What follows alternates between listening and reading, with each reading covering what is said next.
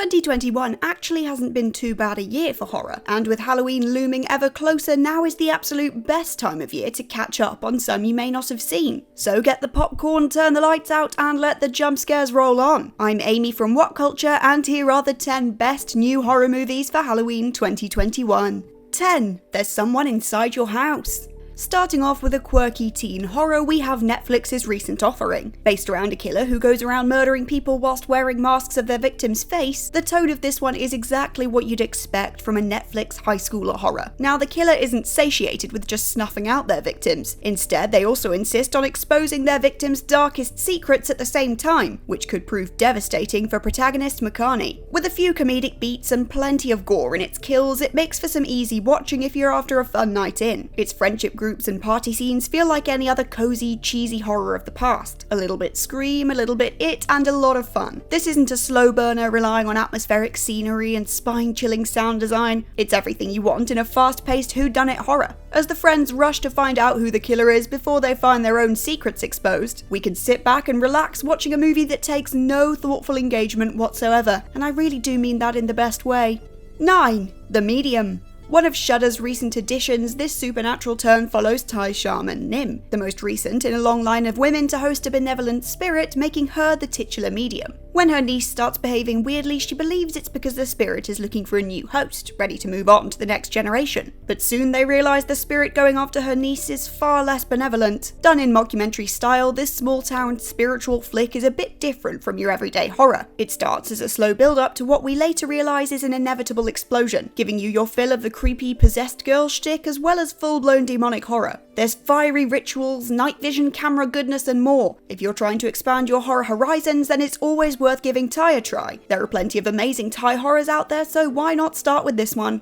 8. Candyman. Not all sequels and remakes are created equal, but as far as they go, this one's pretty good. There are some solid scares, nice bits of gore, and of course Yahya Abdul-Mateen II in the leading role means there's some damn good performances. It's sort of a spiritual sequel following the original 1992 Candyman film, leading on from the events almost 3 decades after they occurred. The film features a whole new cast and characters, this time following an artist named Anthony who finds himself sucked into the Candyman sphere through his art. Looking at the same themes as its predecessor, director Nia DaCosta builds her narrative around the very real terror that comes with being a black man in America and supplements it with the supernatural horror of the mythical Candyman. Reviews on this one admittedly aren't universally good, with some saying its social commentary left something to be desired, but overall it makes for a solid expansion into the Candyman IP. Common narratives and messages, but with new scares and outcome, I think it's well worth a watch. 7.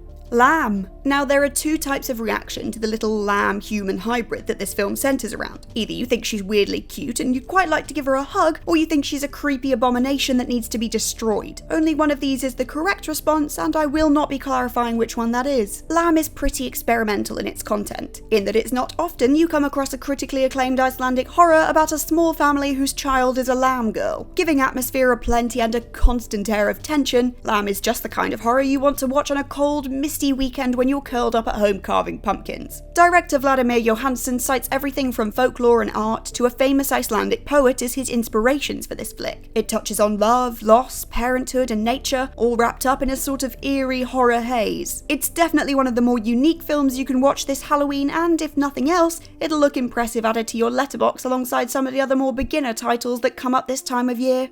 6. The Night House. This may be a title you heard about as early as a couple of years ago, and as it did get its premiere early in 2020, some would say it's not new enough to be on this list. However, in my defense, it only made it to theatrical release in mid-2021, so I say step off. The film follows Beth, a widow who recently lost her husband to suicide, as she tries to make sense of some strange supernatural happenings. After finding pictures of her husband with various women, all of whom look weirdly similar to herself, Beth worries that he was having an affair. Unfortunately, she's actually about to uncover something much worse. It's an interesting take on the age-old haunted house gimmick, integrating horror tropes from across subgenres and delivering an emotional punch all the same. Actually, to give you a bit of a 2-in-1 for this entry, director David Bruckner has been a busy lad. Following The Night House, he also produced a new horror for Netflix titled No One Gets Out Alive, which is out now and also worth a look. 5. Antlers. Now, I've been intrigued by this title ever since I first read about it, maybe this time last year, and finally, this Halloween we can sit down and watch it. Honestly, I was sold as soon as I saw Jesse Plemons appear in his little sheriff outfit in the trailer, and doubly sold as Guillermo del Toro's name popped up a bit later. As far as story goes, mold, dead bodies start turning up around town, and soon enough we realise that it's not animals to blame. Meanwhile, a local teacher becomes concerned about her student Lucas, who has a habit of drawing disturbing images in class and appears to have nobody at home supporting him. Once again, set against a creepy woodland backdrop, this film gives us body horror, demonic entities, and creepy kid realness all in one. As the teacher and the local police try to get to the bottom of the issues at hand, they're introduced into a world of folklore and the supernatural that they never knew existed. But now they know, will they survive to tell the tale? 4. The Beta Test. From the same people that brought us the delightful Wolf of Snow Hollow, the beta test will give you your fill of horror comedy this spooky season. After a married Hollywood professional receives a mysterious letter inviting him to a one-off, no-strings-attached sexual encounter, he finds himself, unsurprisingly, attached to some rather worrying strings. As he begins to be suspicious of those around him and maybe regret his decision, he's reminded that no one is exempt from the consequences of their actions. With the ever-charismatic Jim Cummings in the leading role, this film is a non-stop rollercoaster from start to finish. It has a pretty unique premise anyway, so saying that it takes some super unpredictable twists and turns won't be a surprise. The dialogue is as fast-paced and witty as we would expect from those at the helm, supported by expert comedic timing. There's great performances, an interesting idea, and it's sure to leave you satisfied if you're after something lighter in tone but no lesser in substance.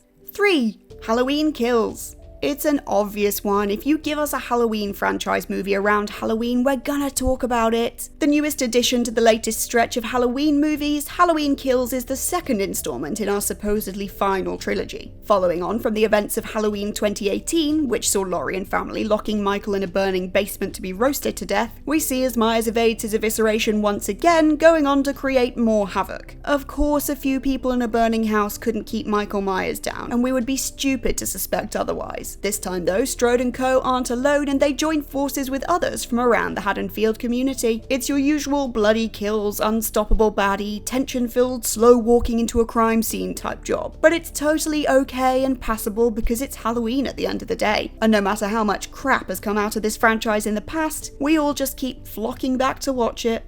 2.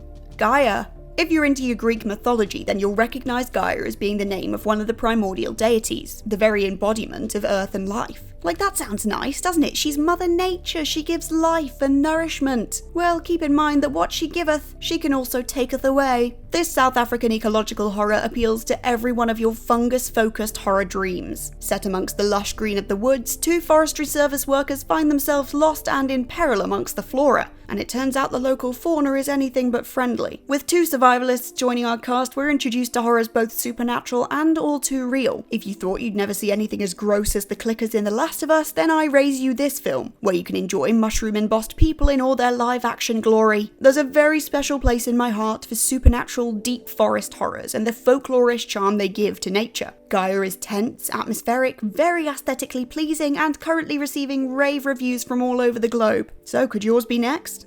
1. Malignant. If you haven't seen Malignant yet, then my advice to you is to get in quick, as there's only so long you can go without seeing spoilers that will completely ruin the movie for you. The best way to watch it is, as I did, to go in completely blind, knowing nothing more than the basic premise of the film. Protagonist Madison finds herself watching murders live as they happen, as if through some sort of psychic link. She knows that the killings are somehow linked to something she experienced in childhood or someone she knew, but she doesn't understand how or why. Directed by horror hard-hitter James Wan, it's potentially the most bonkers mainstream horror created in the last decade. It's gained a lot of recognition for its completely left-field high concept, its homage to horror classics, and its overall unique and refreshing contribution to the genre. One simple Google search will show you quite how controversial this movie is, and it'll also show you a hell of a lot of spoilers, so maybe don't Google it, just take my word. But in my opinion, that's kind of what makes it great. You'll either love it or you'll hate it, but you won't be able to guess how it ends, and that is for sure.